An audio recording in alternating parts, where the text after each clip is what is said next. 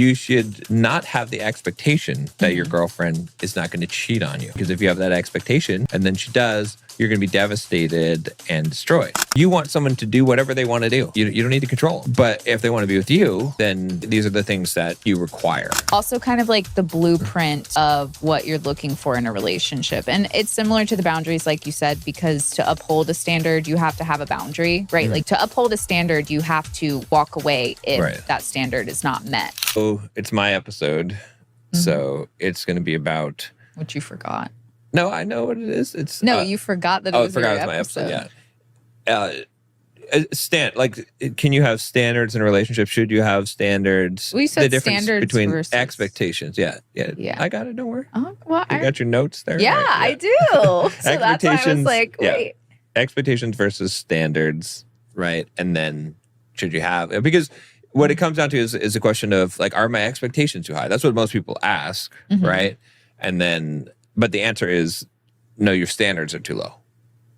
That's my answer, right? So, interesting. So okay. I'll define out difference between, and this is my working definition that I've used for the last 10 years or so in coaching, which is that an expectation is a burden that you put on other people. A standard is something that you have for yourself, right? Okay. So can I give you mine? Yeah.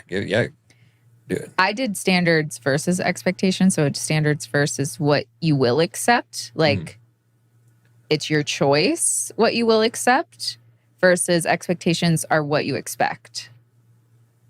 Well, it's an expectation. Circular definition, but yes. You know what I mean? Like what you will accept is like, like you're either going to be with this person because this is what they're bringing to the table or you're choosing not to, versus expectations is like you might choose to be with this person, but you expect them to act a certain way.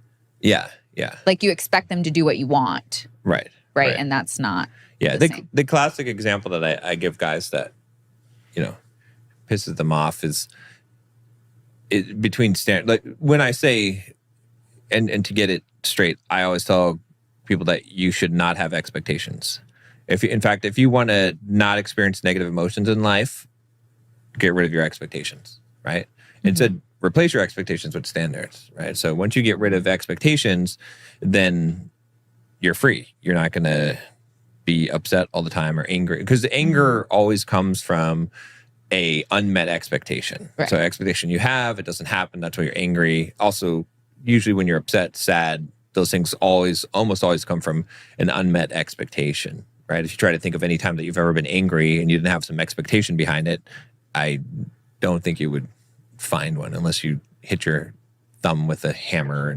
But even then, you probably have an expectation that not to hit your thumb. Yeah, right. So well, it's funny, really quick. Yeah.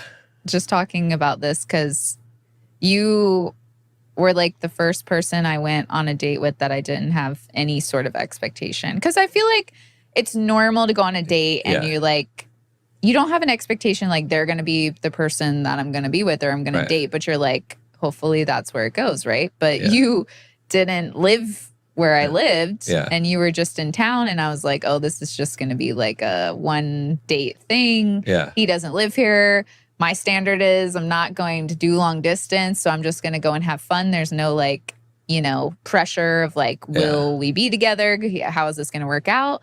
And then the one time I didn't have expectations, you're like, this guy's a hot douchebag and he doesn't even live here, so I'm just going to mess with him. Plus he lied, said he was 35 when I know he's 40. Oh yeah, so, and I could not wait to break that one out in front of you. I'm just gonna have fun here, Yeah. Well, yeah.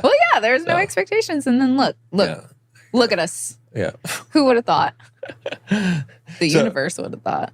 So the example that I use is that you should not have the expectation that your girlfriend is not going to cheat on you, because if you have that expectation, and then she does, you're going to be devastated and destroyed, right? Yeah. Instead, you should have a standard that if you're with a woman who cheats on you, you won't be with that woman, or you could have a standard of you won't be with a woman that would do things that would make it so she would cheat on you, or make it easier to have the opportunity or what have you. Right. So that's the difference. And the reason why, because when I've said this in the past, guys, where I was like, "Oh, I should have expectations that someone's not going to cheat on me. I should have expectations that if I work, I'm going to get paid for the work that I do, right?" And those things seem right, but what it really should be is that you should have a standard that this is what you'll accept, right? And the difference is because that expectation now makes it so that it almost sort of becomes a form of control, right? If even in that kind of ridiculous scenario where if you have an expectation that your girlfriend's not going to cheat on you, you're now putting all this pressure on her. You're trying to control her actions, right? So now you have to, we talk about sharing locations, but now you're sharing your location because you're like trying to control where she goes and what she does, right? And a lot of people interpret what we're saying as being controlling in that way. Because they think about it that way. Right. But when you have a standard, that's where this stuff comes from. But when you have a standard, it's like, okay, you want someone to do whatever they want to do. It's fine. Like you don't need to control them, right? But if they want to be with you, then these are the things that you require, right? And that could be things like we said about, hey, I got to have location on, right? As a man, I'm the leader. I'm the man. That's how it is in the relationship. Like these things can be put out there as standards. We don't do girls' night out. That's not what we do. That's my standard. I don't date women that do that. I don't date women that do these things, right?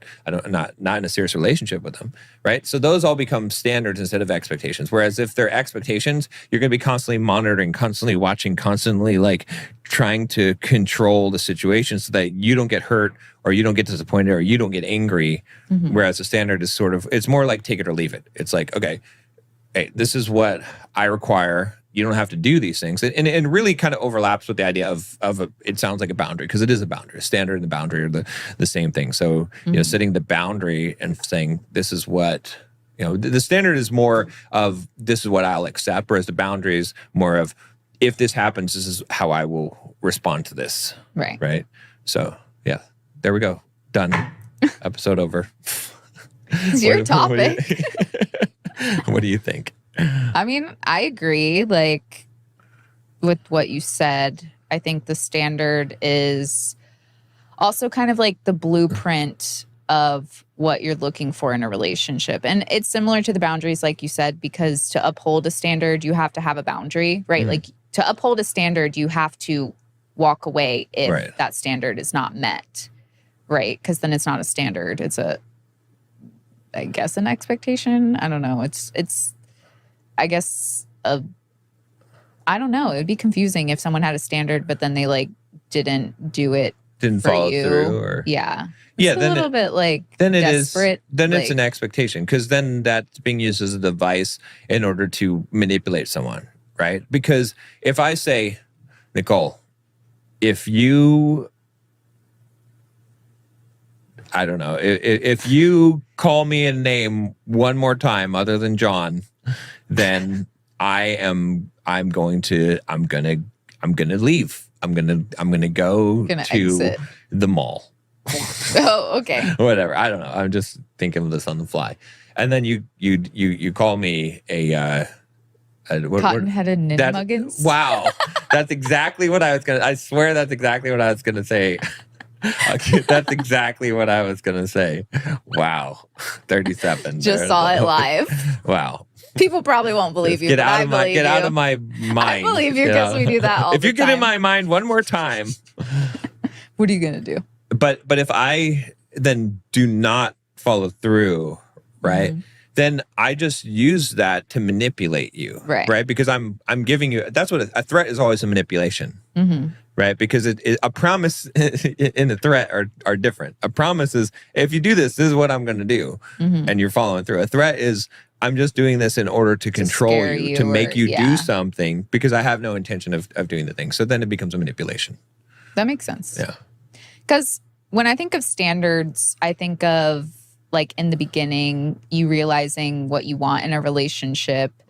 And that is kind of like what you will, like you talked about, and like I said, what you will accept in a relationship, right? And then based on those standards, you probably have boundaries that are very similar. And with standards, you have to uphold those. You can't be like, I won't tolerate being cheated on, and then the guy you're with cheats on you, and you're just like, it's okay. I Right. understand. Like, even if you change your mind because you've been together or something and you guys work through it, there still has to be some seriousness of that you're going to uphold that. Right. Exactly. Yeah. Yeah. Because otherwise, like you said, then it doesn't really mean anything. And plus, then you also look like you don't respect yourself. Right. Yeah.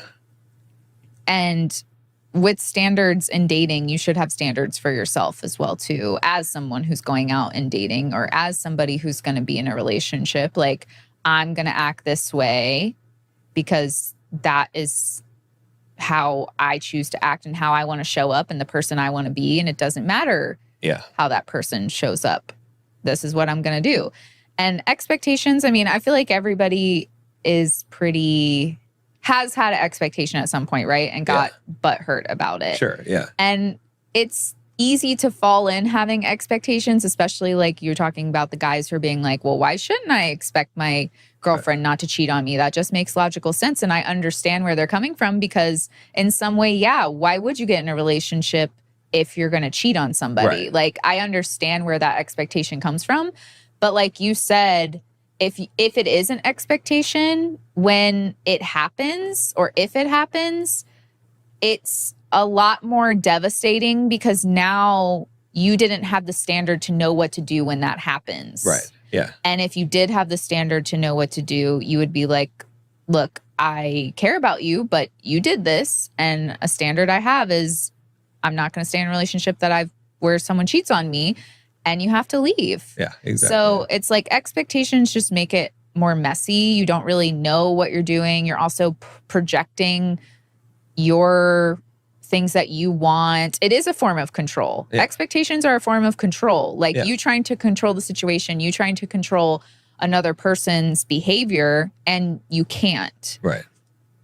And again, I understand that it can naturally happen. It's natural to have expectations pop up. But like you said, you do kind of have to hone it in and be like, hey, this feels more like an expectation. I need to instead have a standard. And I need to not stress about this thing because I can't control it. And instead have a standard where if this happens, I know what I'm going to do. Yeah.